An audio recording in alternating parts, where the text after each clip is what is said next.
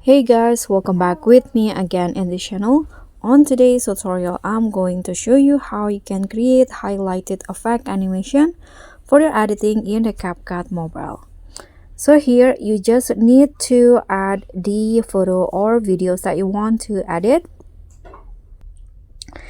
And after that, just go to overlay and add a solid color photo.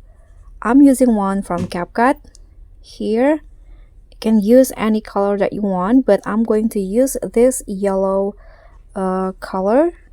Now I'm going to rotate it first like this, and then go to splice or blend and choose the darken option. Okay, now click on the check icon, go to mask, then select the rectangle and just position the highlight here to the text that you want to highlight. Okay, position it like this.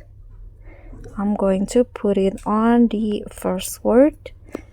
Then after that, add a keyframe at the start and then go to the middle of the background, add another keyframe and drag the highlighted all the way like this. Click on the check icon and you'll get this highlighted effect animation. So that's all from me. Thank you so much for watching. Don't forget to like, comment and subscribe, and also click on the thanks. Bye.